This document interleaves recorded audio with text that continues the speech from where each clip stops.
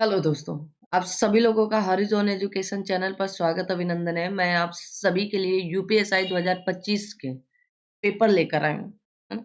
यहाँ पर आपके हिंदी के 40 क्वेश्चन प्लस जीएस के 40 क्वेश्चन जो आए हुए हैं 2021 के पेपर पूरे के पूरे कराए जा रहे हैं, जिनमें से 50 सेट आपको दिख रहे हैं सामने। ये घटना चक्र की ई-दृष्टि नवत्र प्रस्तुति है, जो यूपीएसआई के लिए बहुत ही जानदार शानदार होने वाली। 2 सेट हम करा चुके हैं। आप लोग अगर अभी तक नहीं देखे हैं तो जाकर देखिए। इसकी प्लेलिस्ट भी बनी है और एक-एक करके पर डे आपको ये सारे करा दिए जाएँगे। तो आप सभी लोग सबसे पहले सेशन को लाइक, शेयर और सब्सक्राइब कर दीजिएगा। और यहाँ पर आपके यूपी होमगार्ड का कोर्स भी चल रहा है ना, तो उसे भी आप लोग ज्वाइन कर सकते हैं। स्क्रीन पर दिए जा रहे नंबर पर आप बात कर सकते हैं और यहाँ पर आप कोर्स को भी ज्वाइन कर सकते हैं। 30 नवंबर इसकी लास्ट डेट है। 30 नवंबर तक आप लोग एडमिशन ले लीजिएगा और फिर उसके बाद इसमें आपको 1 दिसंबर से क्लासेस मिलने लगे। मात्र इसकी फीस 21 रुपए है, जैसे कि मैंने पहले भी बता रखा है। अभी आपके कुछ बच्चे बचे हैं जो 100 बच्चों में होने की संभावनाएं है ना, तो कुछ बच्चे बचे हैं 100 होने के लिए, तो आप सभी लोग फटाफट ज्वाइन कर लीजिएगा। जब तक 100 नहीं होते तब तक ये फीस इतनी ही रहेगी।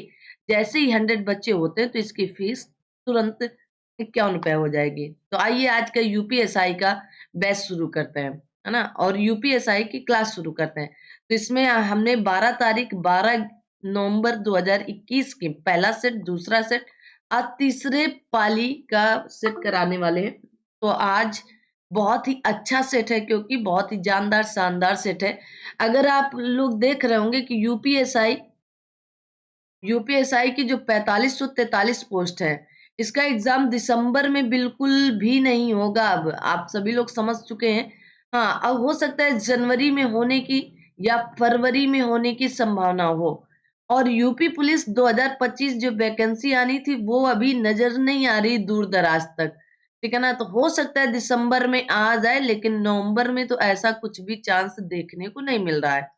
तो आप लोग तैयार रहिएगा। यूपीएसआई है, यूपी पुलिस है, यूपी होमगार्ड है। यूपी होमगार्ड के लिए जैसे 41,424 पोस्ट आई हैं, आप सभी लोग जानते हैं यहाँ पर केवल 100 क्वेश्चन जीके जीएस ही आता है। क्या आएगा? GK GS.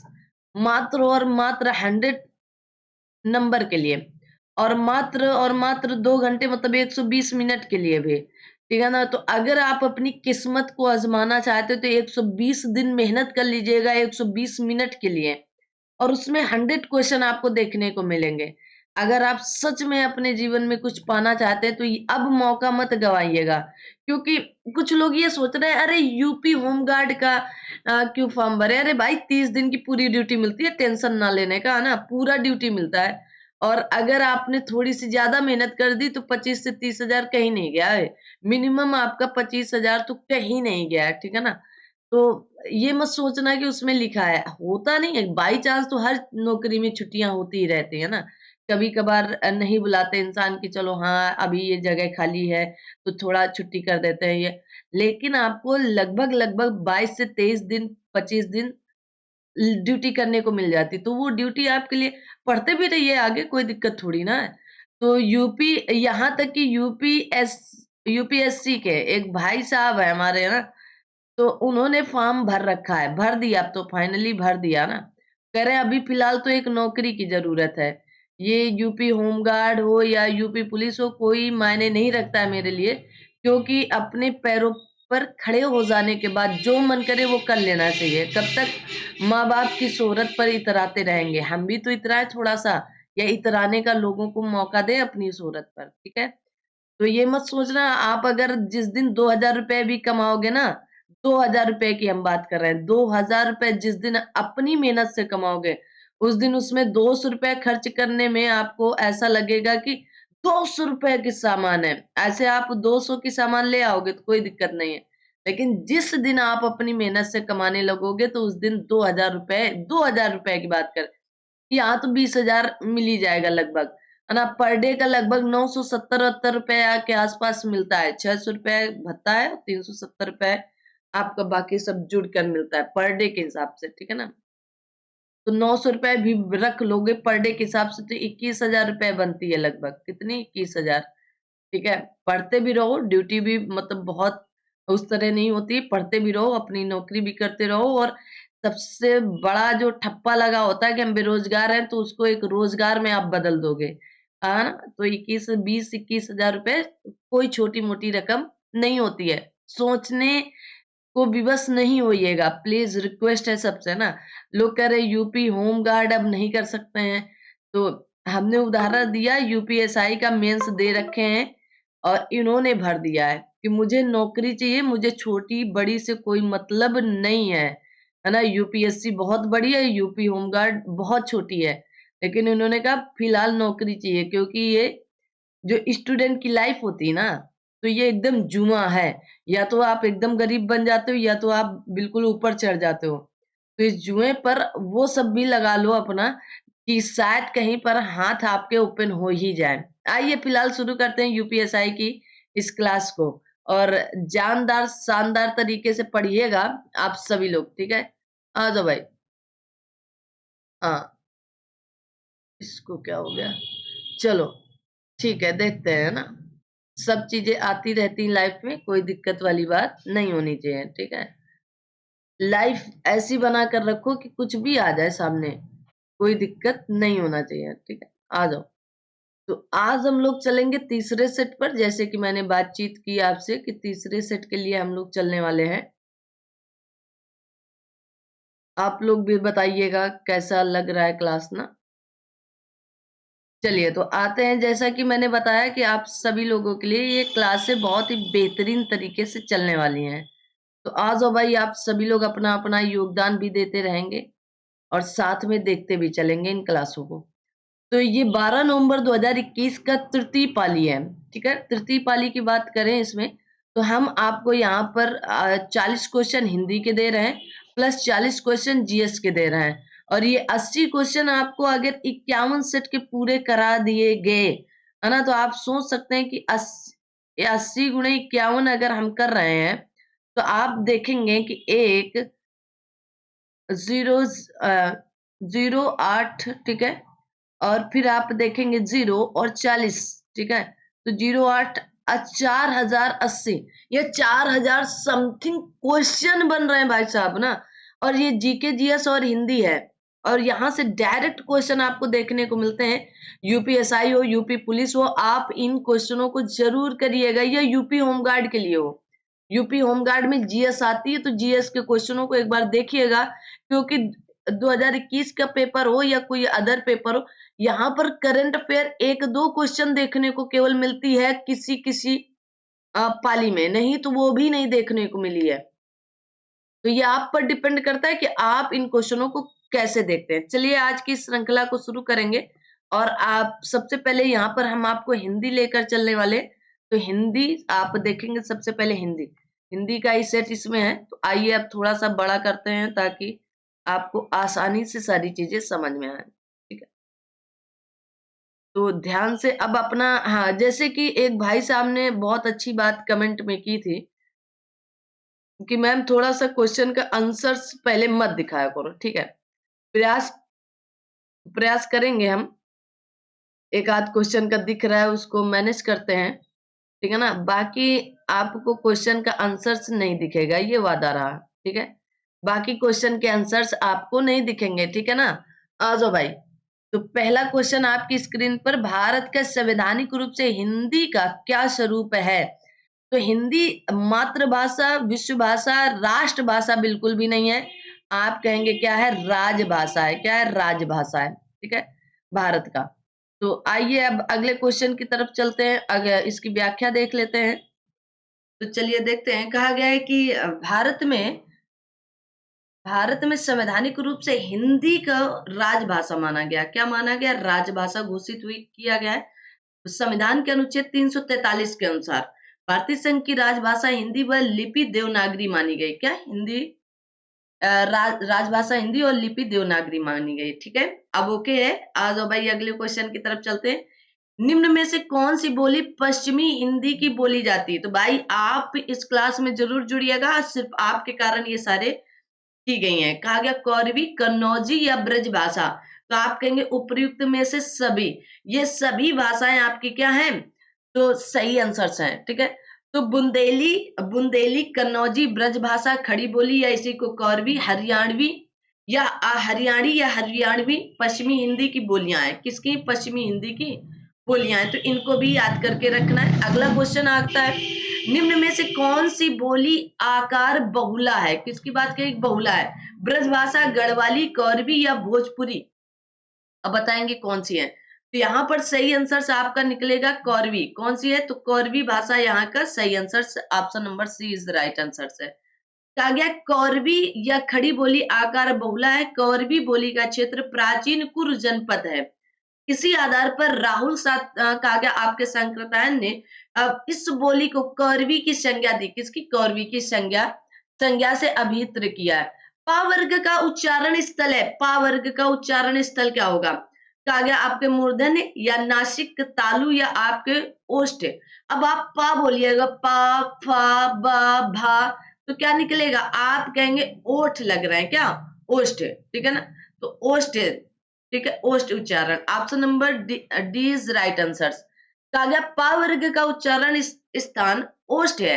गा वर्ग का उच्चारण स्थान कंठ है। जैसे क, कंठ से क, ख, ग, घ, अंगा। ता वर्ग का उच्चारण दंत से है। जैसे ता, दांत आपके मिल रहे हैं, त, थ, द, ध। चा वर्ग का उच्चारण आपके तालव्य से। किससे? तालव्य से। चा, देखो आपके तालव्य मिल रहे हैं ना, ऊपर जा रहा है चा, छा, ठीक है। आ जाओ भाई, अगले क्वेश्चन की तरफ चलते। क्वेश्चन नंबर आ चुका है आपकी स्क्रीन पर 5। हिंदी साहित्य के इतिहास में काल विभाजन का सर्वप्रथम प्रयास निम्न में से किसने किया था? तो किसने किया था? रामचंद्र शुक्ल ने, डॉक्टर आपके गिरसन ने, या मिश्र या मित्र बंधु ने, या आपके गारसा दाताशी ने? तो आप कहेंगे डॉक्टर आपके गिरसन ने किया था। Option number B is right answer. आगे बढ़ते हैं। तो एक काल के निश्चित साहित्यिक विशेषताओं एवं सामाजिक परिस्थितियों को ध्यान में रखकर हिंदी साहित्य का वैज्ञानिक स्तर पर काल विभाजन का सर्वप्रथम प्रयत्न डॉक्टर जॉर्ज आपके गिरसन ने अपनी कृति the modern vernacular lecturer of Hindustan में। तो इनकी कृति याद करनी इंपॉर्टेंट है, ये हो सकता है आपसे पूछ लिया जाए। अगला क्वेश्चन आपकी स्क्रीन पर कुछ इस तरह रहा और क्वेश्चन नंबर आता है 6। कहा गया इनमें से कौन भारतेंदु युग के रचनाकार नहीं थे? रामचंद्र शुक्ल, आपके प्रताप नारायण मिश्र, प्रेमगन या सितारे हिंद? तो आप कहेंगे रामचंद्र शुक्ल जी ही नहीं थे, बाकी सब लोग यहाँ पर उपस्थित थे। Option number A is right answer.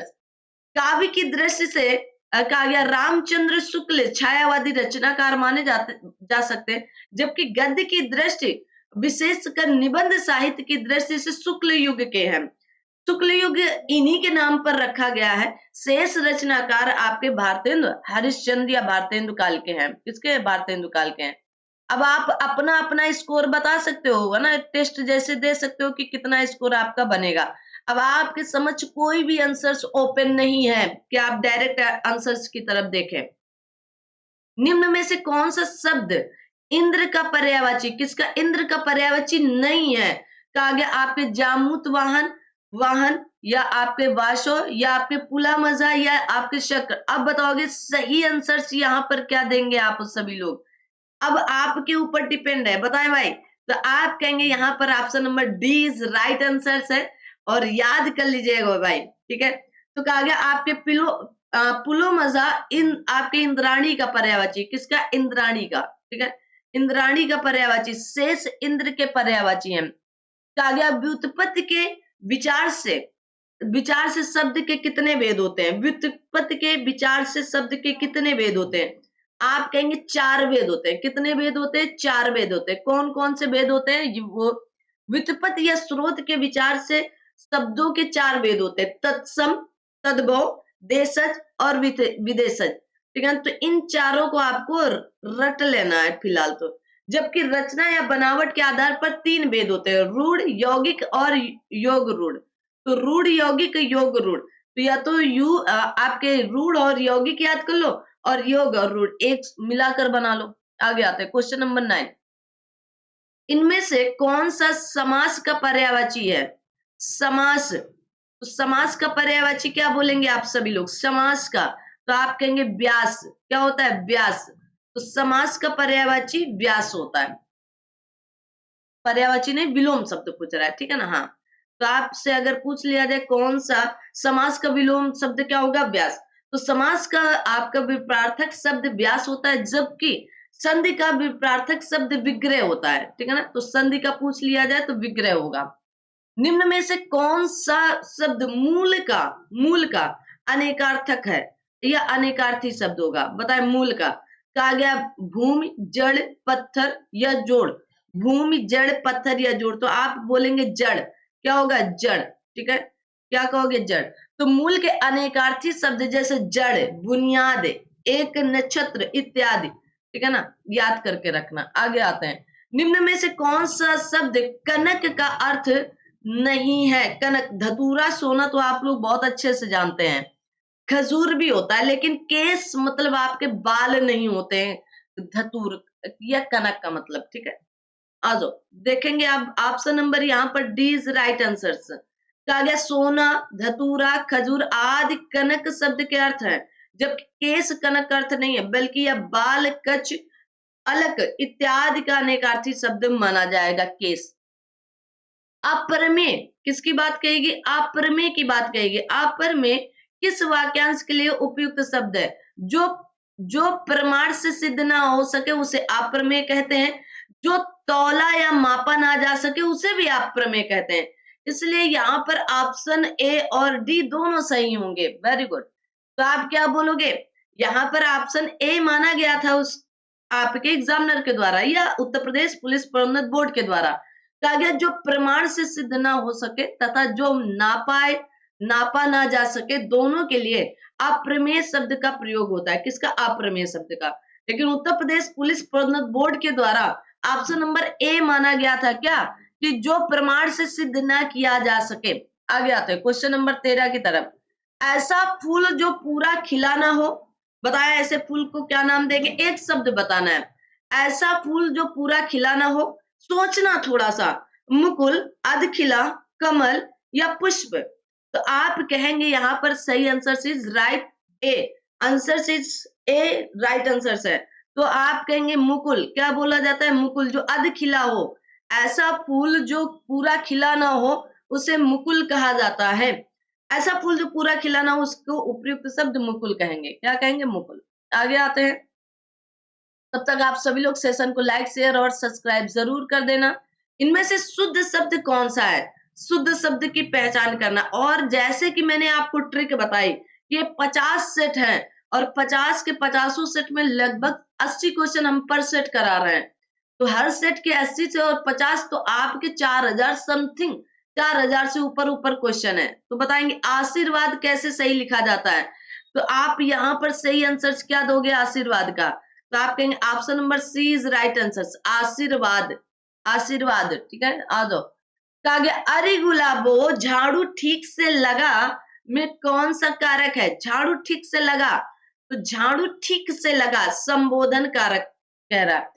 अरे, है ना? अरे गुलाबो, देखो आपका संबोधन चिन्ह लगा है। झाड़ू ठीक से लगा, तो option number D is right answer. Okay.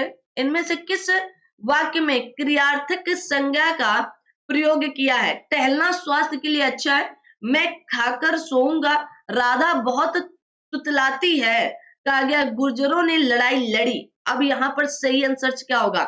तो खाना खाने के बाद टहलना, या आप कह सकते हैं टहलना स्वास्थ्य के लिए अच्छा होता है ना? स्वास्थ्य के लिए क्या होता है? अच्छा होता है। आ जाओ भाई।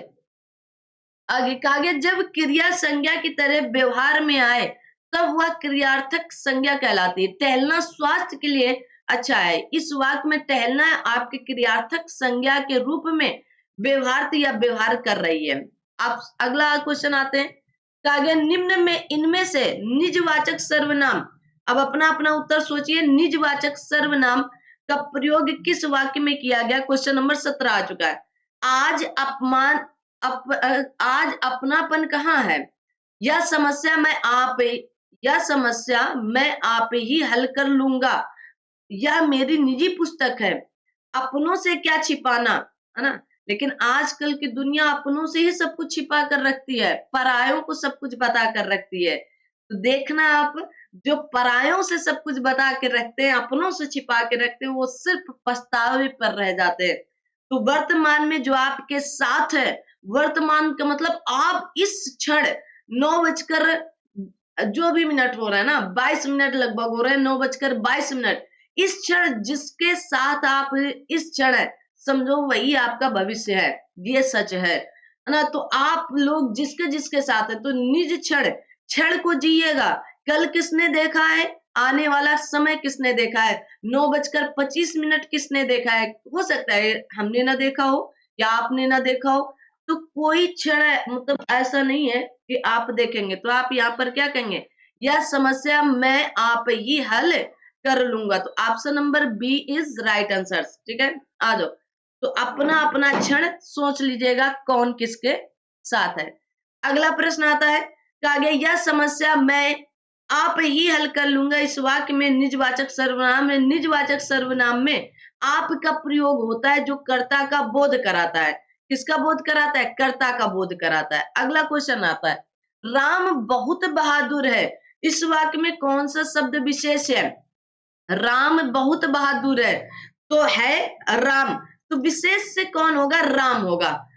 इसकी विशेषता बतला रहा है। ठीक है, तो राम राम बहादुर है। इस वाक्य में राम विशेष है, बहादुर विश्लेषण तथा बहुत प्राविश्लेषण है। तो राम बहुत बहादुर में बहुत अगर पूछ लेता तो वो आपका क्या निकलता?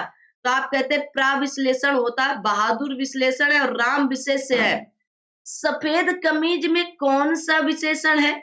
जरा बता दो। सफेद कमीज है तो गुण बता रही है कि कमीज कैसी है? सफेद है। कमीज कैसी है? तो आप कहेंगे सफेद कमीज है। तो ये क्या बता रही है? गुण बता रही है, सफेद।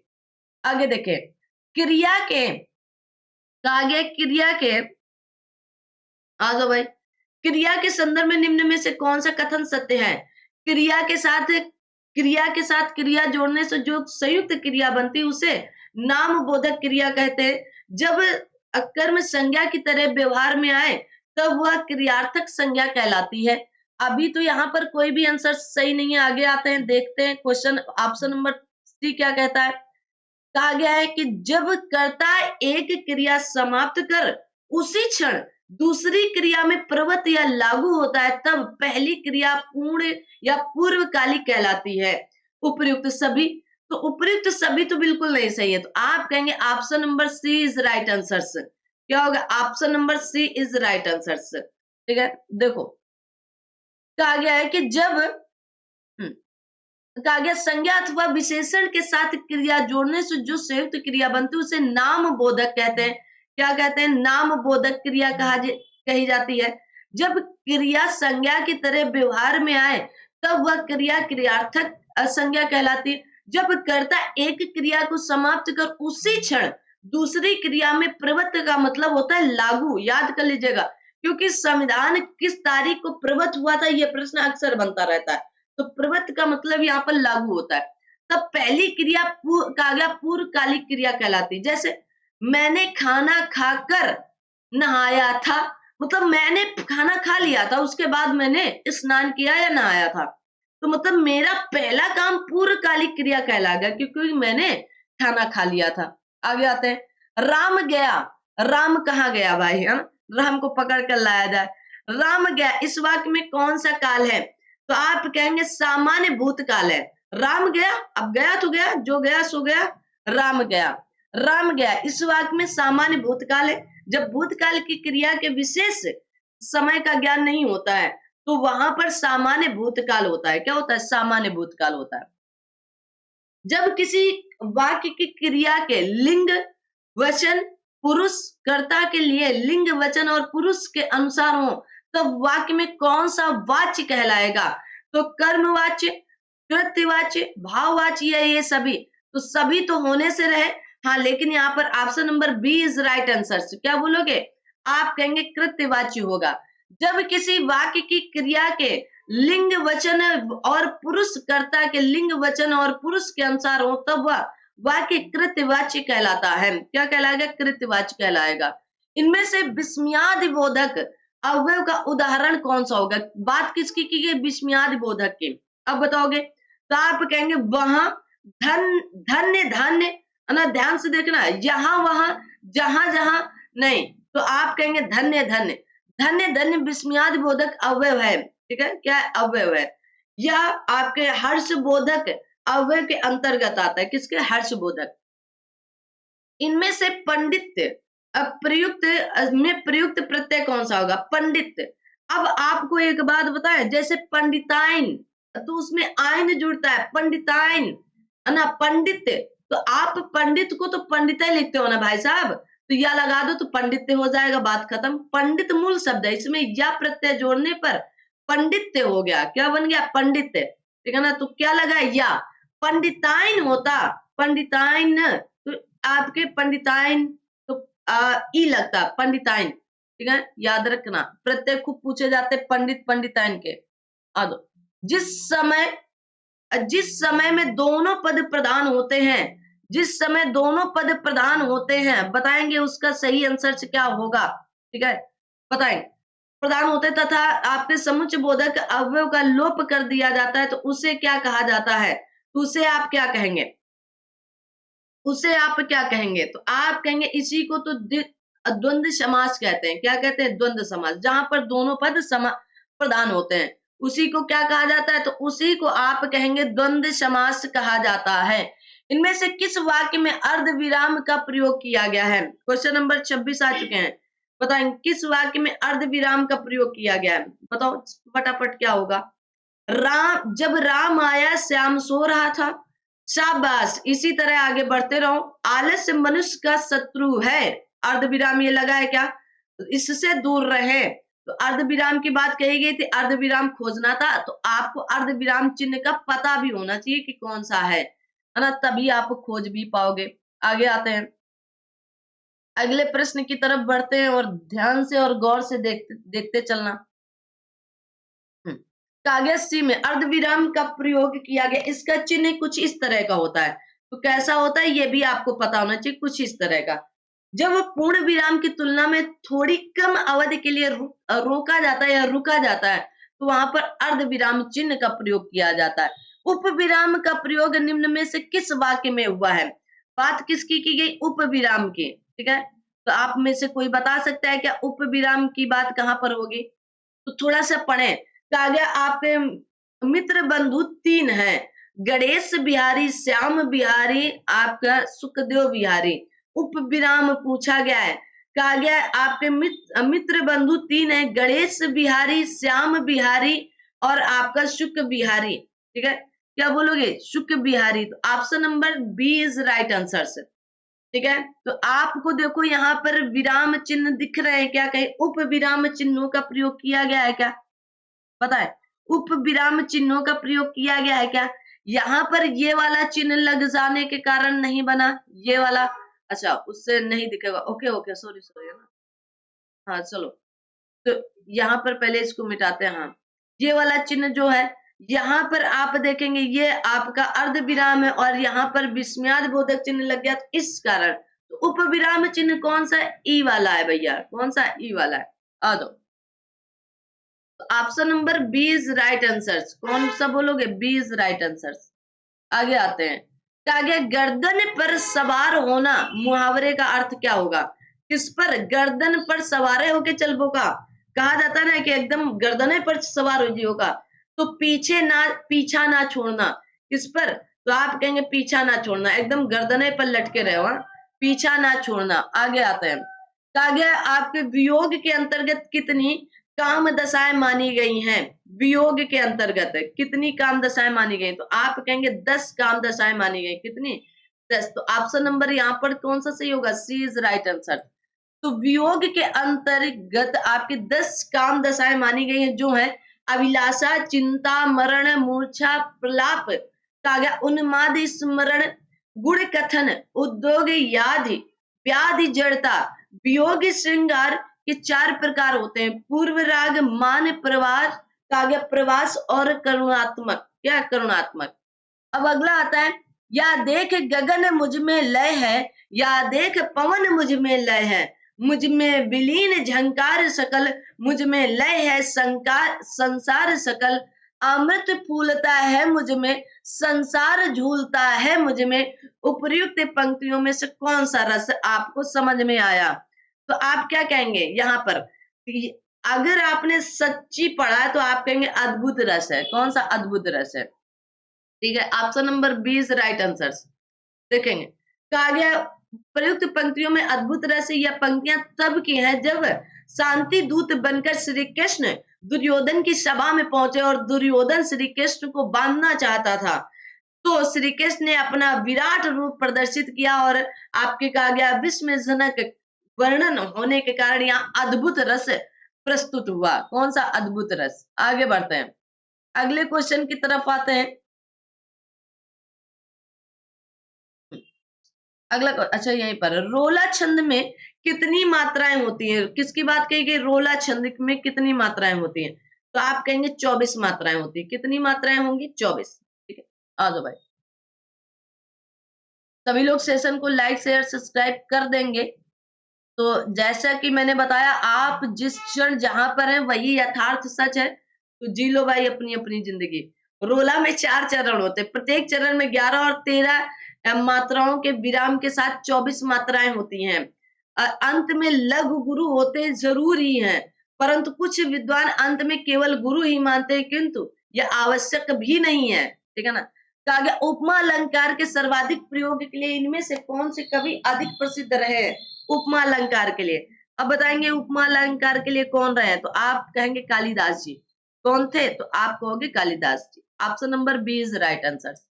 आगे देखेंगे, कहा गया आप केस स्टडी है तो पढ़िए। हमारे हमारे देश भारतवर्ष में कहा गया शोषक और शोषित वर्ग का संघर्ष आज भी जारी है।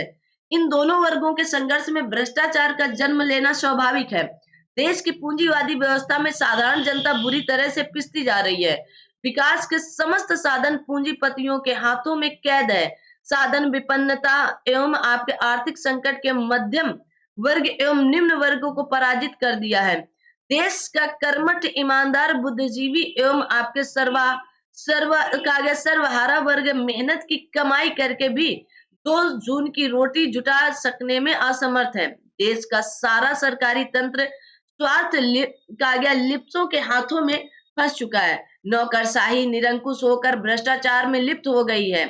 शासन व्यवस्था से जुड़ा हर आदमी स्वार्थ केंद्रित हो गया है। हर आदमी अपनी कार्य सिद्धि के लिए उन कथित भ्रष्टाचारियों का साथ देने के लिए विवश है। ईमानदारी एवं नैतिकता के का गया बलबूते कोई भी काम करवा पाना असंभव ही है। जो व्यक्ति जितना झूठ बोलकर ही जी हजूरी करके अनैतिक प्रतीकों का इस्तेमाल कर अपना काम करवा सकने की सामर्थ्य रखता है, वह आज के युग में उतना सफल व्यक्ति माना जाता है। कहा गया रिश्वतखोरी की बढ़ती प्रवृत्ति ने भ्रष्टाचार को और अधिक बढ़ावा दिया है। कहा गया वस्तुतः अनैतिक तौर तरीकों से किया गया प्रत्येक कार्य भ्रष्टाचार कहलाएगा। अब आता है, कहा गया किस प्रवृत्ति ने, किसकी बात कही गई? किस प्रवृत्ति ने, ठीक है ना, प्रवृत्ति ने भ्रष्टाचार को और अधिक बढ़ावा दिया? तो आप कहेंगे रिश्वतखोरी ने। किसने? रिश्वतखोरी ने। Option number 20 right answer. आगे बढ़ते हैं, हमारे देश में किस वर्ग के लोग मेहनत की कमाई से जीविका चलाने में असमर्थ हैं? तो कौन से वर्ग के लोग होंगे? कहा गया मध्यम निम्न या आपके उक्त या कहा गया सर्वहारा वर्ग या उपयुक्त सभी। तो क्या बोलोगे? उक्त सभी बताए गए हैं, यहीं पर बताए गए हैं। ठीक है, आपको ध्यान से केवल पढ़ना रहेगा आर्टिकल। आ जाओ भाई, आगे आते हैं। कहा गया नौकरशाही निरंकुश होकर किसमें लिप्त है? तो नौकरशाही निरंकुश होकर किसमें लिप्त है? आप कहेंगे भ्रष्टाचारी में लिप्त है। किसमें? भ्रष्टाचार में लिप्त है, सीधी सी बात है। तो option number 80 is right answer. आगे देखो, कहा गया विद्यापति द्वारा द्वारा रचित कितने ग्रंथ आपके अवहट्ट में स्थित हैं? तो 3, 4, 2। तो आप क्या बोलेंगे यहाँ पर? 2। ठीक है, विद्यापति। कहा गया कीर्ति लता तथा कीर्ति पताका नामक ग्रंथ आपके अवहट्ट भाषा में लिखे गए। इन्हें आपके मैथिली कोकिल तथा अभिनव जयदेव कहा जाता है। क्या? मैथिली कोकिल तथा अभिनव जयदेव के नाम से जाना जाता है। आगे आते हैं क्वेश्चन नंबर 37। कहा गया आपके मलबे का मालिक कहानी के रचनाकार कौन है? तो आप कहेंगे मोहन राकेश जी हैं। अपना आंसर अपने से सोचे समझे और उत्तर देने का पूरा प्रयास करें, उतना आपको टाइम मिलता है। ठीक है। मलबे का मालिक कहानी के रचनाकार मोहन राकेश हैं। कागे आपके अपरिचित मवाली, परमात्मा का कुत्ता, कागे आर्द आपके आर्दशा मिश, कागे मिश पाल, सुहागिनी, एक घटना इत्यादि कहानियों के भी इन्होंने रचना की। किसने? तो मोहन राकेश जी ने। ठीक है। किसने? तो मोहन राकेश जी ने। अगला क्वेश्चन, कहा सन 2010 का साहित्य अकादमी पुरस्कार निम्न में से किस रचनाकार को मिला था? तो यहाँ पर आप कहेंगे, आप अपना आंसर खोज लीजिएगा, सोच लीजिएगा, और यहाँ पर सही आंसर है उदय प्रकाश जी। क्या होंगे? Uday Prakash ji. Option number D is right answer. कहा गया 2010 का हिंदी में साहित्य अकादमी पुरस्कार उदय प्रकाश को उनके लघु उपन्यास मोहनदास के लिए प्रदान किया गया था। कहा गया अब देरिदा का जन्म कहाँ हुआ था? देरिदा का बताएंगे। देरिदा का जन्म तो आप कहेंगे अल्जीरिया में। कहां पर? अल्जीरिया में। ठीक है। Option number A. कहा गया विखंडनवाद का सिद्धांत देरिदा ने प्रस्तुत किया। इनका जन्म अल्जीरिया में हुआ था। अल्जीरिया में हुआ था। इन्हें उत्तर संरचनावादी विचारक भी माना जाता है। इनमें से कहा गया वारकरी संप्रदाय के प्रवर्तक कौन है? वारकरी संप्रदाय के प्रवर्तक कौन है? तो ज्ञानेश्वर। कौन है? ज्ञानेश्वर है। Option number B is right answer. Gyaneshwar, Sant Gyaneshwar, जो ज्ञान देव के नाम से भी विख्यात है। कहा गया वारकरी संप्रदाय के प्रवर्तक थे। वारकरी का अर्थ होता है यात्रा करने वाला। क्या होता है? यात्रा करने वाला। अब आता है आप सभी के समक्ष मूल विधि, संविधान और सामान्य ज्ञान के वही क्वेश्चन जो अभी तक कराते आ रहे हैं, और तो आप देखते चलेंगे। चलिए, तो यहाँ पर मूल विधि के 7-8 क्वेश्चन, संविधान के 12 क्वेश्चन और सामान्य ज्ञान के लगभग 20 क्वेश्चन आते हैं। बार बार ये बात बताई जाती है, तो आप सभी लोग इसको समझ कर भी रखें। आइए, तो आपका पहला क्वेश्चन है कि आपके PIL पर आधारित है। तो PIL सामाजिक इंजीनियरिंग पर आधारित है। किस पर? सामाजिक इंजीनियरिंग। ऑप्शन नंबर केवल यहाँ पर सी सही होगा। तो आइए खोज लेते हैं कहां पर सही होने वाला है, क्योंकि आपको यहाँ पर आपको PIL वगैरह बहुत बेहतरीन तरीके से मूल विधि पढ़ाई है। अभी भी वीडियो पढ़े हैं, और ज्यादा वीडियो नहीं, 15-16 वीडियो बनाए हैं मात्र, है ना। 16 वीडियो के आसपास हैं, जिनमें से PYQ भी हैं आपके। तो जाकर उन्हें आप विजिट करें, देखें, और उसकी प्लेलिस्ट बनी हुई है। ठीक है। देखिए, जनहित याचिका या इसी को PIL सामाजिक इंजीनियरिंग पर आधारित होती है, क्योंकि सामाजिक इंजीनियरिंग समाज विज्ञान की वह विधा है जो उन कारकों का अध्ययन करती है जो समाज में बड़े स्तर पर परिवर्तन करते हैं या कर सकते हैं। सामाजिक इंजीनियरिंग ये कारक सरकार हो सकती है, संचार माध्यम भी हो सकता है, और या कोई निजी समूह भी हो सकता है ना, कुछ भी हो सकता है। आ जाओ भाई। आगे, किसी व्यक्ति के द्वारा दिया गया दान आयकर अधिनियम 1961 की किस धारा के तहत कटौती योग्य है? किस धारा की? तो धारा 80C 80G के अंतर्गत आती है। किसके? 80G के अंतर्गत आती है। याद कर लीजिएगा, ज्यादा इंपॉर्टेंट है। आयकर अधिनियम 1961 की धारा 80G के अनुसार कुछ निर्धारित राहत कोषों और जनहित में काम करने वाली कागज संस्थाओं व सामाजिक संगठनों को दिए गए दान पर छूट मिलती है। अब कोई भी व्यक्ति, कंपनी, फर्म या अन्य किसी श्रेणी का करदाता इस कर कटौती का फायदा ले सकता है। अच्छा, आपने देखा है कि मंदिर में इतना लंबा लंबा दान क्यों दिया जाता है? क्योंकि अब कर से छूट होता है ना। आप देखे होंगे कि अब बहुत से लोग तो वहां डील कराते हैं ना, कि हम ताकि हमको टैक्स ना देना पड़े, कर ना देना पड़े, इसलिए मैं यहाँ पर 3 करोड़ तो दे जाऊंगा, उसमें 50 लाख आपके होंगे, है ना, और 2.5 करोड़ मेरा फिर से वापस कर दीजिएगा, क्योंकि अभी मेरे घर पर जांच पड़ताल या टैक्स देने की बारी आ गई। तो वहां मंदिर में ये बड़ी बड़ी डीले होती हैं भाई, है ना। और बहुत से ऐसे मंदिर हैं, जैसे जगन्नाथ मंदिर चले जाओ ना, जैसे काशी विश्वनाथ, बहुत भाई पैसा चढ़ता है ना। तो क्या यहाँ पर टैक्स लगता है? नहीं, टैक्स नहीं लगता है, ये सब टैक्स फ्री होता है। आ जाओ भाई, आगे आते हैं। कहा गया भूमि अधिग्रहण, पुनर्वास और पुनर्स्थापन संशोधन विधेयक में, भाई इससे भी एक क्वेश्चन हर बार आता ही आता है। ठीक है। अब विधेयक में उचित मुआवजा और पारदर्शिता का अधिकार वर्ष कब लाया गया था? तो 2015 में लाया गया था। 2015 में। तो option number C is right answer से। कहा गया भूमि अधिग्रहण, पुनर्वास, और वही बात कहेगी कब लाएगी? 2015 में। चलो आगे बढ़ते हैं। निम्नलिखित में से किस संगठन का नारा सर्वत्र सर्वोत्तम सुरक्षा है? बताइए, पढ़ाया है कि नहीं पढ़ाया है? आप कह ही नहीं सकते हैं, तो आप कहेंगे राष्ट्रीय सुरक्षा गार्ड का नारा है। किसका है? राष्ट्रीय सुरक्षा गार्ड का नारा है। ठीक है, सर्वत्र सर्वोत्तम सुरक्षा, तो राष्ट्रीय सुरक्षा गार्ड का गार्ड नामक संगठन का नारा सर्वत्र सर्वोत्तम सुरक्षा है। यह एक आकस्मिक तैनाती बल है जो अपहरण, विरोधी ऑपरेशनों, बचाव संबंधी ऑपरेशनों और देश के किसी भी रूप में घटित आतंकवादी गतिविधियों से लड़ने के लिए कहा गया केंद्रीय अर्धसैनिक बलों को पूरा सहयोग करता है। इसका गठन अगर पूछ लिया जाए 1986 में हुआ था, 1986 में। भारतीय संविधान की उद्देशिका में अब तक कितनी बार संशोधन हुआ है?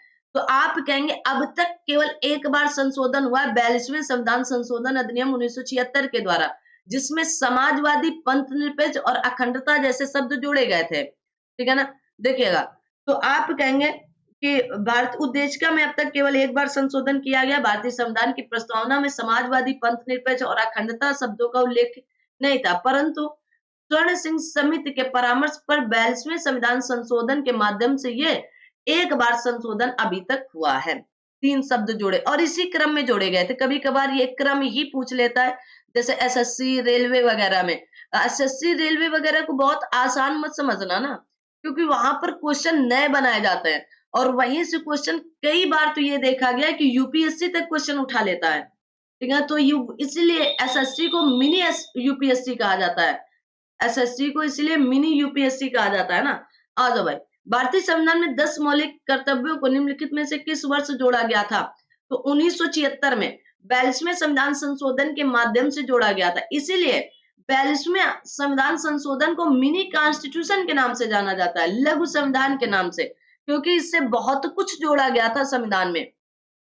और संविधान की मूल जो उद्देशिका या प्रस्तावना है, उसी में संशोधन हुआ था। इसलिए तो 42वें संविधान संशोधन 1976 द्वारा संविधान के भाग 4 में एक नया भाग 4 का जोड़ा गया और जिसके द्वारा पहली बार संविधान में नागरिकों के लिए 10 मौलिक कर्तव्य की बात कही गई। उन आर्टिकल 51(1) को आपके समाविष्ट किया गया और 11वां मौलिक कर्तव्य 86 में या 86वें संविधान संशोधन अधिनियम 2002 के माध्यम से जोड़ा गया था, जिसमें माता पिता का कर्तव्य, जो आपके हम सबके माता पिता ये कहते हैं ना कि हमने पढ़ाया लिखाया, अरे ये उनका कर्तव्य हुआ करता है। ठीक है ना, ये उनका कर्तव्य है। आ जाओ, भारतीय संविधान का निम्नलिखित में से कौन सा अनुच्छेद याची द्वारा जारी करने के लिए उच्च न्यायालयों को शक्ति प्रदान करता है? तो उच्च न्यायालयों को शक्ति प्रदान करने के लिए आर्टिकल 226 जाता है। कौन सा? आर्टिकल 226। आर्टिकल 32 अगर सर्वोच्च न्यायालय पूछता तो आर्टिकल 32, 324 में अगर पूछ लेता तो आप कहेंगे निर्वाचन आयोग की बात कहेंगे। किसकी? निर्वाचन आयोग। 56 में राष्ट्रपति से संबंधित है। ठीक है, तो आर्टिकल 32 के तहत सर्वोच्च न्यायालय की बात कही गई। किसकी? आर्टिकल 32 के तहत उच्चतम न्यायालय या सर्वोच्च न्यायालय। आर्टिकल 226 के तहत उच्च न्यायालय की शक्ति होती है। इसमें आप क्या कर सकते हैं? रिट याचिका रिट जारी करने के क्षेत्राधिकार के संबंध में उच्चतम न्यायालय मात्र मूल अधिकारों के क्रियान्वयन के संबंध में रिट जारी कर सकता है, जबकि उच्च न्यायालय न मूल अधिकार के लिए याचिका तो जारी कर सकता ही है, बल्कि अन्य उद्देश्यों के लिए भी इससे जारी कर सकता है। इसलिए आर्टिकल नंबर 32 और आर्टिकल नंबर 226 से ज्यादा शक्तिशाली 226 होता है आर्टिकल 32 के मुताबिक। ग्राम पंचायत का सामान्य कार्यकाल कितना होता है? अगर सामान्य कार्यकाल पूछे तो भाई 5 वर्ष ही होता है, गलती से 2 वर्ष, 4 वर्ष, 3 वर्ष ना मार देना। ठीक है, अगर आपको पंचायत का सदस्य बनना है तो 21 वर्ष की आयु पूरी कर लेनी है। ठीक है, तो 5 वर्ष का होता है, जो कि पंचायत की अवधि पर निर्भर करता है। अनुच्छेद कहा गया 243 के अनुसार भारत में प्रत्येक पंचायत अपने प्रथम अधिवेशन की तारीख से 5 वर्ष की अवधि तय करेगी। यदि विधि द्वारा विहित प्रक्रिया के अनुसार पंचायत पहले विघटित कर दी गई है तो विघटन की तारीख से 6 माह के भीतर निर्वाचन हो जाना चाहिए, जैसे राष्ट्रपति का है। समय पूर्व 5 वर्ष की अवधि से पहले विघटित पंचायत जब पुनर्गठित की जाती तो वह अवशिष्ट अवधि के लिए, मतलब बचे हुए अवधि के लिए, किंतु यदि बची हुई अवधि 6 माह से कम है तो निर्वाचन कराना आवश्यक नहीं है, फिर नया निर्वाचन आप कराओ, कोई दिक्कत बात नहीं है। मान लीजिएगा, यहाँ पर समझने वाली बात है कि 2 वर्ष 6 माह का आपका समय हो गया, अब पुनर्निर्वाचन की बात आई तो बाकी बचे हुए समय के लिए, मतलब 5 वर्ष तो 2 वर्ष 6 माह के लिए होगा, लेकिन 6 माह से कम का समय बचा है और सरकार किसी तरह विकृत हो गई है ना, या निर्वाचन किसी तरह विकृत हो गया है, तो फिर आपका नया निर्वाचन होगा, बची हुई शेष अवधि के लिए नहीं होगा। ठीक है, ये कहने का मतलब। भारतीय संविधान का निम्नलिखित में से कौन सा अनुच्छेद केंद्र और राज्यों के बीच के वैधानिक संबंधों की बात करता है? तो बार-बार ये क्वेश्चन आता है, हजार बार आ चुका है। तो आप कहेंगे आर्टिकल 245 से लेकर 255 तक की बात ये करते हैं। किसने? आर्टिकल 245 से लेकर 255 तक। Option number D is right answer. आगे आते हैं। भारतीय संविधान का भाग 11 संघ और राज्यों के बीच संबंधों के बारे में प्रावधान करता है। ठीक है, भाग 11 अनुच्छेद 245 से 255 में विधायी संबंधों के बारे में बताया गया है। 256 से लेकर के 263 प्रशासनिक संबंध दिए गए हैं, याद कर लो। अखिल भारतीय सेवाओं के जनक के रूप में किसे जाना जाता है? तो क्या बोलोगे यहाँ पर किसे? तो आप कहेंगे सरदार वल्लभ भाई पटेल जी को जाना जाता है। किसको? सरदार वल्लभ भाई पटेल जी को। Option number A is right answer है। संघ लोक सेवा आयोग के अध्यक्ष और अन्य सदस्यों की नियुक्ति कौन करेगा? कहा गया सेवा की शर्तों कौन निर्धारित करेगा? तो भारत का राष्ट्रपति करेगा, और कोई नहीं कर सकता है। तो कौन करेगा? भारत का राष्ट्रपति करेगा। संघ लोक सेवा आयोग के अध्यक्ष व अन्य सदस्यों की सेवा की शर्तें राष्ट्रपति द्वारा निर्धारित किए जाते हैं। साधारणतः आयोग में अध्यक्ष सहित 9 से 11 सदस्य होते हैं। अनुच्छेद 318 के अंतर्गत आयोग के सदस्यों और आपके कर्मचारी वृंद की सेवा की शर्तों के बारे में विनियम बनाने की शक्ति का प्रावधान किया गया है। तो अगर निम्नलिखित में से कौन सा भारतीय संविधान की राज्य सूची में मौजूद विषयों में से एक है? क्या बात है? तो आप कहेंगे जनगणना बिल्कुल भी नहीं है, अंतरराज्यीय आपके संगरोध भी नहीं, बीमा भी नहीं, police, UP police, MP police, Bihar police. तो पुलिस आपके राज्य सूची का विषय है। आप याद कर लो, जैसे मतलब जनगणना, तो जनगणना केंद्र का है। जनसंख्या, तो उत्तर प्रदेश की जनसंख्या अलग है, बिहार की अलग है, राज्य की जनसंख्या अलग होती है, तो मतलब राज्य सूची का विषय। कॉमन सेंस से उत्तर दोगे तो सारे सही हो जाएंगे। अगर मैं जैसे कहूँ गैस सिलेंडर, है ना, गैस सिलेंडर आप कहाँ, एलपीजी गैस कहाँ पर? एलपीजी गैस किस राज्य सूची किस सूची के अंतर्गत है? राज्य सूची। आप केंद्र दिल्ली नहीं जाओगे या आप संसद नहीं जाओगे, तो राज्य सूची के अंतर्गत, है ना। रेलवे, तो उत्तर प्रदेश रेलवे अलग है ना, उत्तर प्रदेश रेलवे तो रेल एक है ना, रेलवे जोन अलग अलग होते हैं ना, तो इसलिए रेलवे पुलिस जो होती है वो आपके राज्य पुलिस के अंतर्गत आती है। रेल आपकी केंद्र के अंतर्गत आती है, ध्यान से पढ़ना, रेलवे केंद्र के अंतर्गत आता है। रेलवे के अंतर जैसे आपका ग्रुप डी, एनटीपीसी, आरआरबी के जितने भी एग्जाम होते हैं ये केंद्र के अंतर्गत आते हैं। ठीक है, किसके? केंद्र। लेकिन रेलवे पुलिस जो होती है ये राज्यों के अंतर्गत आती है। आगे बढ़ते हैं। पुलिस को भारतीय संविधान की राज्य सूची के विषय में रखा गया। इसके अतिरिक्त अंतर्गत का अगर राज्य आपके संगरोध, बीमा तथा जनगणना को संघ सूची में रखा गया। चलिएगा, आगे किस संवैधानिक संशोधन ने मंत्रि परिषद का आकार लोकसभा के सदस्यों की कुल संख्या के 15% तक सीमित कर दिया गया? तो 91वां संविधान संशोधन अधिनियम के द्वारा लाया गया था। किसके? 91वां संविधान संशोधन अधिनियम के अंतर्गत 2003 द्वारा। दो महत्वपूर्ण संशोधन इसमें जोड़े गए। दल बदल को रोकना एवं केंद्र और राज्यों में मंत्रिमंडल की संख्या को सीमित करना। इसके अंतर्गत प्रधानमंत्री सहित मंत्रियों की कुल संख्या लोकसभा की कुल संख्या के 15%, कितने परसेंट? 15% से अधिक नहीं होगी। इसी प्रकार किसी राज्य में मुख्यमंत्री सहित मंत्रियों की कुल संख्या विधानसभा में कुल सदस्य संख्याओं के 15% से अधिक नहीं होगी। परंतु आर्टिकल नंबर 164 के सब आर्टिकल 1 के का के अनुसार ये सदस्य संख्या 12 से कम नहीं होगी। कितनी? मिनिमम 12 से कम नहीं होगी। लेकिन ये भी सब आपके क्या अपवाद हो गए, अपवाद के तौर पर एक आध राज्यों में और भी कम है। आगे किस संवैधानिक संशोधन ने पिछड़े वर्ग के लिए राष्ट्रीय आयोग को संवैधानिक दर्जा दिया? तो आप कहेंगे 102वां संविधान संशोधन अधिनियम के अंतर्गत दिया गया था। Option number B is right answer. आगे बढ़ो। तो आगे 102वें संविधान संशोधन के माध्यम से राष्ट्रीय पिछड़ा वर्ग आयोग को संवैधानिक दर्जा प्रदान किया गया है।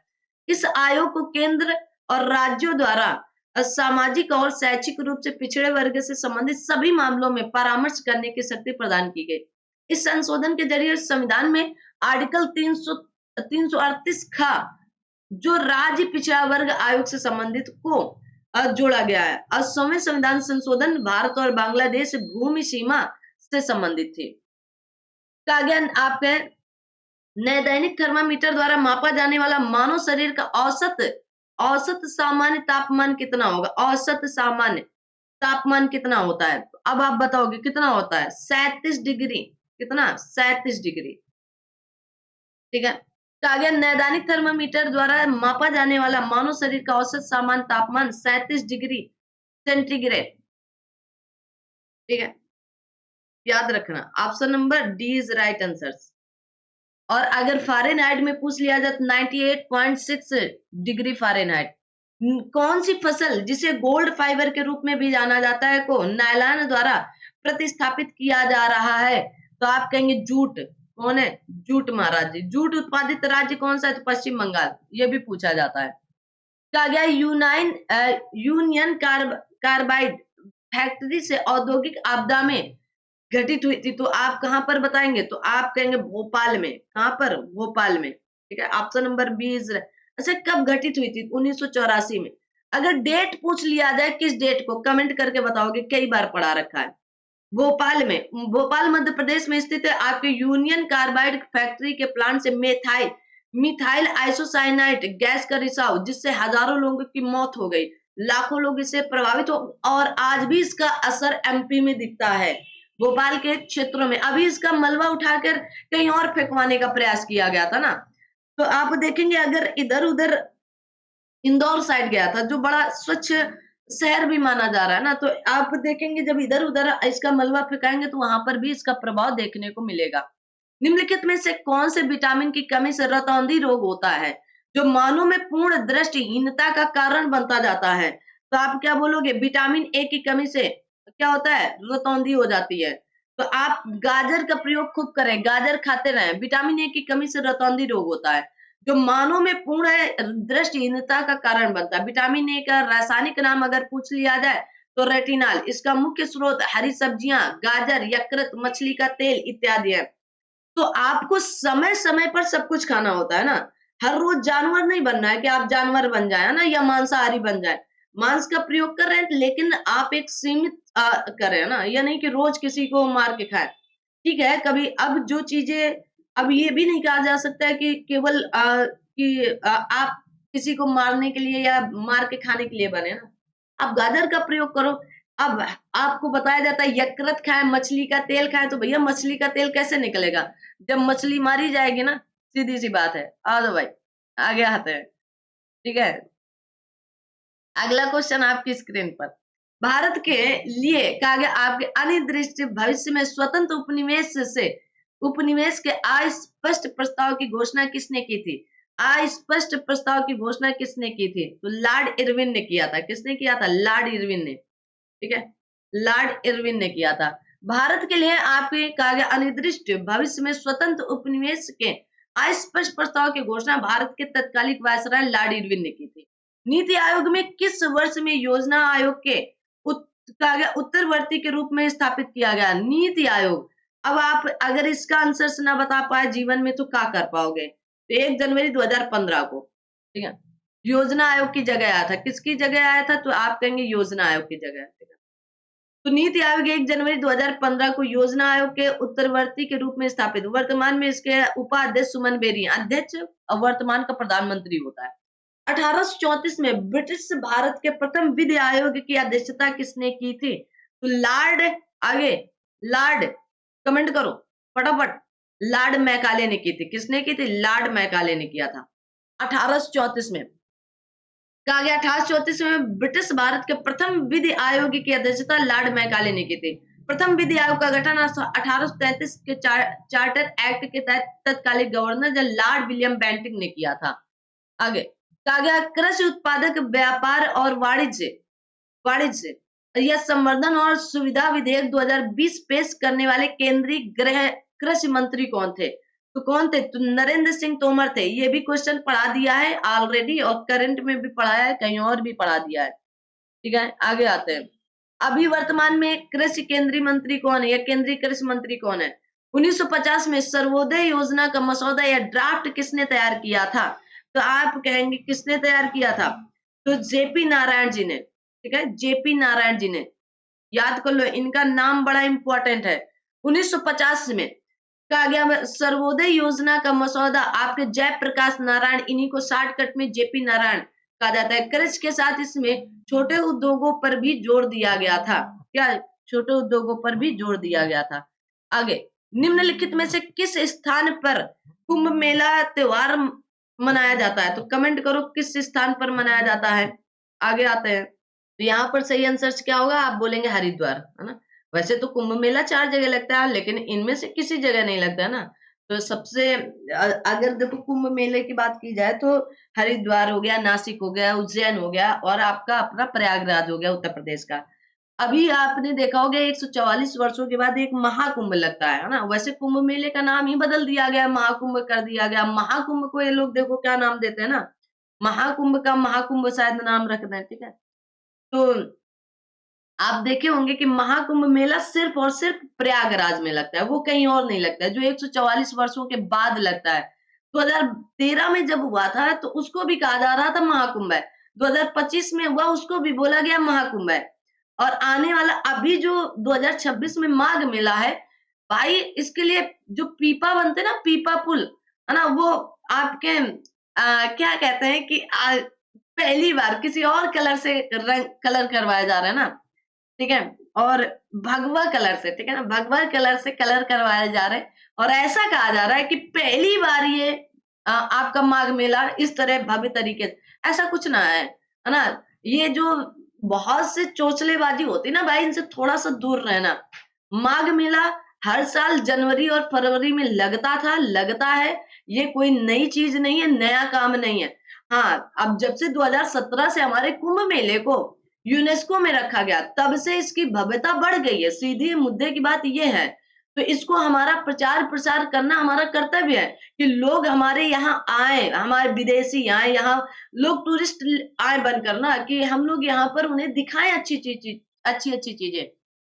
क्योंकि यूनेस्को में गया तो चीजें इसीलिए जाती ना कि इसमें कुछ अच्छा है। तो इसका मतलब ये नहीं है कि ये भी अब कहा जा रहा है कि ये माघ मेला पहली बार इस तरह से, ऐसा कुछ ना है। हर साल माघ मेला लगता है, हर साल माघी अमावस्या होती है, हर साल मौनी अमावस्या होती है। लोग मनाते हैं, लोग जाते हैं, लोग नहाते हैं और ये आज से नहीं पुराणों से चला आ रहा है ना। तो हमारी और आपकी इसमें मतलब बस भागीदारी इतनी है कि हम लोग नहाने जा सकते हैं, स्नान करने जा सकते हैं कुंभ मेले में, माघ मेले में और आप कह सकते हैं कि इसका प्रयोग आपको भी करना चाहिए। इसका मतलब ये नहीं कि उसी दिन कर रहे हैं। अब आने वाले समय पर जब आप बूढ़े हो जाएँगे तो आपसे पूछा जाएगा, आप जब खुद दादी-दादा बनेंगे कभी भविष्य में, तो आपसे यही प्रश्न पूछा जाएगा कि क्या आपके सामने कभी माघ मेला या कभी महाकुंभ मेला लगा था क्या? महाकुंभ मेला तो आप बोलोगे हाँ, कि महाकुंभ मेला लगा था 2025 में, याद रहेगा 2025। लेकिन आपको डेट बाय डेट नहीं याद रहेगी कि इस दिन नहान था, इस दिन नहान था, ये सबसे बड़ा नहान था, ये मौनी अमावस्या, नहीं याद रहेगा भाई। बहुत ज़्यादा आप जनवरी और फरवरी और मार्च कह सकते हैं कि जनवरी से लेकर मार्च तक का ये महाकुंभ मेला या त्योहार मनाया गया था, महाकुंभ मनाया गया था। लेकिन आपसे पूछ ले कोई स्नान बता दो तो नहीं याद रखेंगे। बहुत ज़्यादा आप मकर संक्रांति का बता सकते हैं कि 14 और 15 जनवरी को मनाया गया था।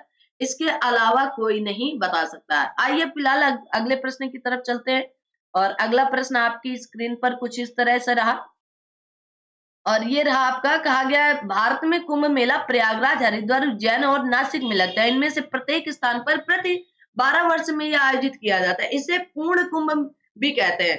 12 कुंभ पूर्ण कुंभ मेले के पश्चात अर्थात 144 वर्ष में आयोजित मेले को महाकुंभ कहते हैं। उत्तर प्रदेश सरकार ने प्रयागराज में वर्ष 2019 में लगने वाले अर्ध कुंभ प्रति 6 वर्ष में का नाम बदलकर कुंभ कर दिया और इसी तरह प्रति 12 वर्ष में लगने वाले कुंभ का नाम बदलकर महाकुंभ कर दिया गया। 2019 से किया गया है ऐसा, ठीक है? इससे पहले इन्हें यही कहा जाता था, कुंभ और अर्ध कुंभ। कहा गया आर्थिक सहयोग, किसकी बात कही गई?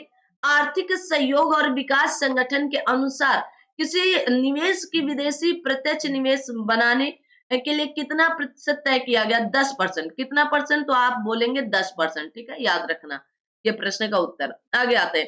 कहा गया इंस्टाग्राम द्वारा आईजीटीवी आईजीटीवी का फुल फॉर्म क्या है? तो आप कहेंगे आपके कहा गया instant telecast, instant television, Instagram television. क्या बोलोगे? इंस्टाग्राम टेलीविजन के नाम से जाना जाता है। ठीक है। कहा गया आपके रेरा, रेरा शब्द का फुल फॉर्म वेरी इंपॉर्टेंट है भाई, रेरा है ना। अब इसका फुल फॉर्म बताओगे क्या होगा? रेरा रियल आपके स्टेट रेगुलेटरी अथॉरिटी होता है। Option number D is right answer. और फुल फॉर्म दो आ जाते हैं, मिनिमम दो आ जाते हैं, मैक्सिमम की बात नहीं करता है। ठीक है। मानवाधिकार दिवस 2020 का विषय थीम क्या था या थीम क्या था? यहाँ पर आपको थोड़ा सा याद रखना है क्योंकि 2021 में पूछा गया। तो बेहतर पुनर्प्राप्ति, मानव अधिकारों के लिए खड़े हो जाओ। कहा गया recover better stand up for human rights. ठीक है। Option number C is right answer. Okay. अब आपको यहाँ पर बताना है कि मानवाधिकार 2024 की थीम क्या रही होगी। ठीक है। 2024 की थीम बताएंगे, कमेंट करेंगे। 2023 की थीम बताई गई है कि इस दिवस की थीम के लिए स्वतंत्रता, समानता और न्याय की बात कही गई। और मानवाधिकार दिवस, अंतरराष्ट्रीय मानवाधिकार 10 दिसंबर को मनाया जाता है। अगर मैं पूछ लूं राष्ट्रीय मानवाधिकार दिवस, जो स्टूडेंट थोड़ा अंदर से पढ़े वही बता सकते हैं राष्ट्रीय मानवाधिकार दिवस कब मनाया जाता है। अंतरराष्ट्रीय मानवाधिकार दिवस तो 10 दिसंबर को मनाया जाता है, और केवल मानवाधिकार दिवस बोल दिया जाए तब भी 10 दिसंबर ही लगाना है। लेकिन अंतरराष्ट्रीय मानवाधिकार दिवस पूछ लिया जाए तो आप सभी लोग इसका उत्तर बताएंगे। कमेंट करना कमेंट बॉक्स में।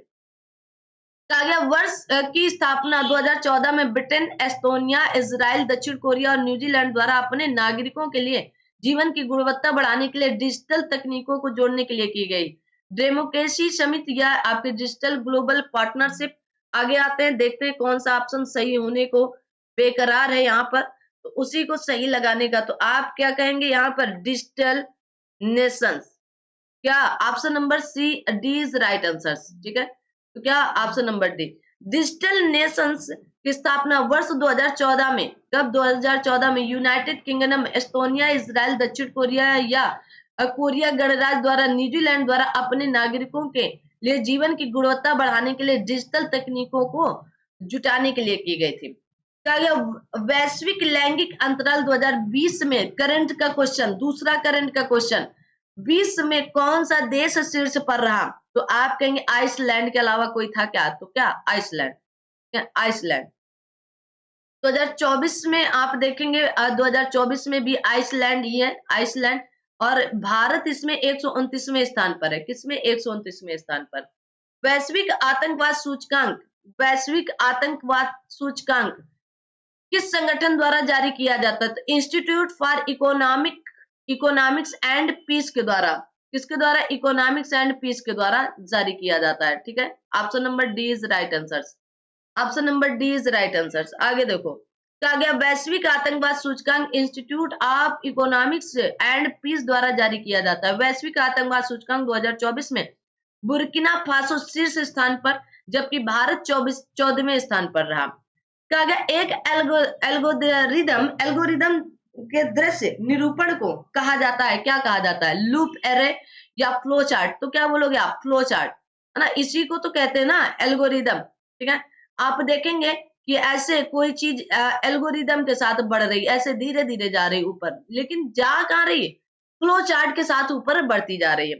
एक एल्गोरिदम के दृश्य निरूपण को फ्लो चार्ट कहा जाता है। इसमें विभिन्न रेखाओं एवं आकृतियों का प्रयोग किया जाता है जो विभिन्न प्रकार के निर्देशों के लिए प्रयोग की जाती है।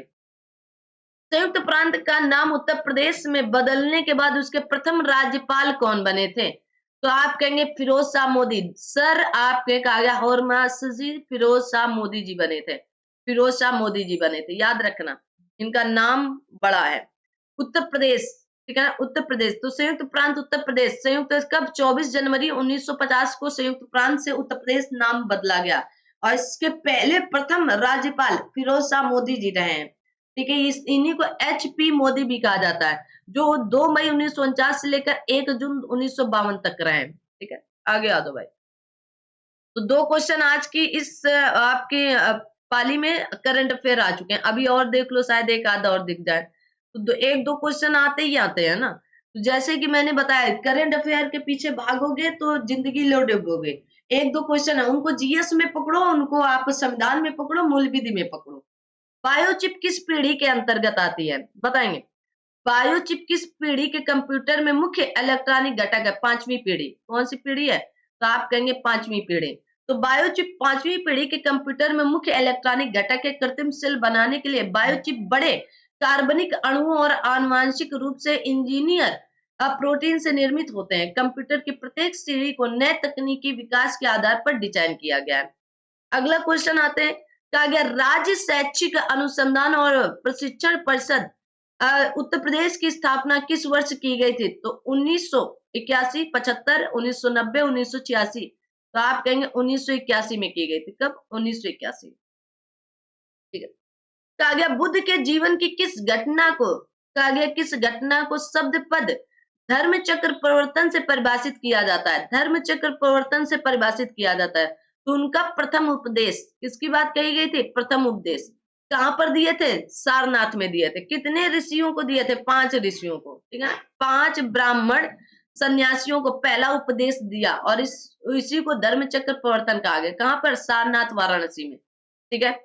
कहा गया है कि बुद्ध ने अपने मत का प्रचार प्रारंभ किया। उर्वेला से वे सबसे पहले ऋषिपत्तनम या सर्वप्रथम आप सारनाथ गए थे, वाराणसी। किस पुर्तगाली शासक ने गोवा में सती प्रथा को समाप्त किया था? तो आप कहेंगे आपके अफांसो या अल्फांसो डी अल्बुकर्क। अल्बुकर्क है ना। Option number C is right answer. क्या बोलोगे? C is right answer. ठीक है। कहा गया पुर्तगाली वायसराय आपके अफांसो डी अल्बुकर्क ने गोवा में सती प्रथा को समाप्त किया। भारत में सती प्रथा का विरोध समाप्त करने वाला प्रथम यूरोपीय व्यक्ति भी था। गोवा देखेंगे पुर्तगालियों के कब्जे में था और 1510 में कब्जा किया गया था। 1961 में छोड़ा गया था इनके द्वारा। 1961 में लगभग 450 वर्षों तक इन्होंने शासन किया था गोवा में पुर्तगालियों ने। कंप्यूटर से कई क्वेश्चन आते हैं। देखो इसी स्लाइड में आपने दूसरा या तीसरा देख रखा है।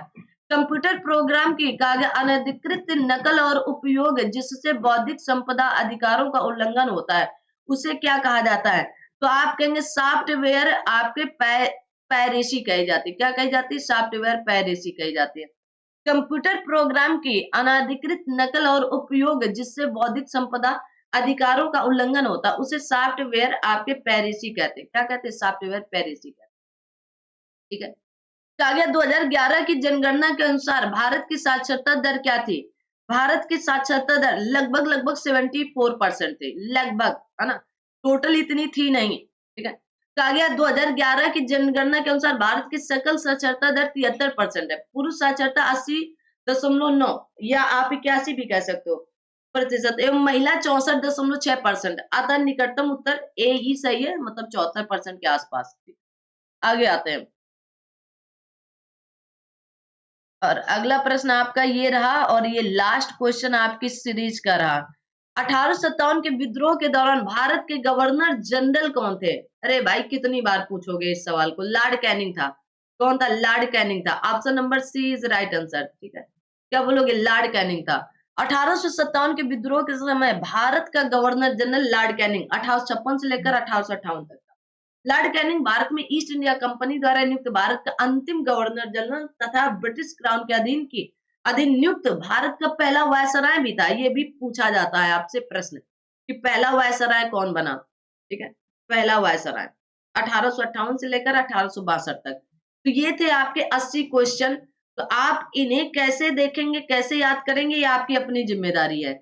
80 के 80 क्वेश्चन में 2 क्वेश्चन करंट के हटा दो। मात्र 2 क्वेश्चन मिले आज भी, तो 2 क्वेश्चन करंट के हटा दो। बाकी आपको 78 क्वेश्चन एकदम रट्टा मारना है हर एक सीरीज का, हर एक पाली का, क्योंकि यहाँ से कोई भी क्वेश्चन देखने को डायरेक्ट मिल सकता है। क्योंकि 50 पालियों में से देख लेना, आप गारंटी देते हैं हर पाली में कुछ ना कुछ क्वेश्चन आते रहेंगे। ठीक है। तो अगर अभी तक आपने टेलीग्राम चैनल को ज्वाइन नहीं किया तो कर लीजिएगा, क्योंकि लिंक आपके इसी वीडियो के डिस्क्रिप्शन बॉक्स में दे रखी है। और अगर आपने अभी तक यूपी होमगार्ड के बैच को नहीं लिया है तो जाकर के तुरंत परचेज करिएगा। स्क्रीन पर दिख रहे नंबर पर आप कॉल या मैसेज करके पूरी जानकारी ले सकते हैं। तो मिलेंगे नेक्स्ट वीडियो पर और अगली सीरीज लेकर आएंगे। तब तक आप लोग अपना और अपने साथ सभी अपने साथियों का ध्यान रखें। Thank you so much.